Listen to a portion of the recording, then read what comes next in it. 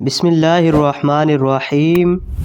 آج کا سوال یہ ہے کہ اگر کوئی شخص فیکٹری میں کام کرتا ہو، وہاں بلیچ اور تیزاب کا بھی زیادہ استعمال ہوتا ہو، تو بعض اوقات وہ کپڑوں پر لگ جاتا ہے تیزاب یا بلیچ جو ہے، تو اس صورت میں اس شخص کی نماز ہو جائے گی یا نہیں؟ تو اس کا جواب یہ ہے کہ اگر کوئی شخص تیزاب اور بلیچ کا کام کرتا ہے تو اس صورت میں تیزاب اور بلیچ جو ہے وہ ناپاک نہیں ہوتے، اور اگر کپڑوں پر لگ جائیں تو کپڑے جو ہے وہ ناپاک نہیں ہوں گے اور اس میں نماز بھی ہو جائے گی۔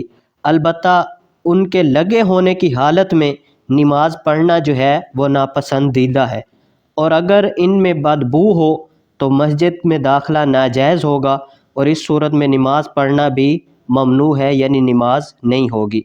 الغرض خلاصہ کلام یہ ہے کہ کپڑوں کے اوپر تیزاب یا بلیچ لگی ہو تو اس صورت میں اگر ان کپڑوں سے بو نہیں آ رہی تو اس صورت میں تو نماز ہو جائے گی۔ اگر ان کپڑوں سے بو آ رہی ہے تو اس صورت میں ان کپڑوں میں نماز پڑھنا ممنوع ہے، جائز نہیں ہے، اور اس صورت میں مسجد میں بھی داخلہ جائز نہیں ہوگا۔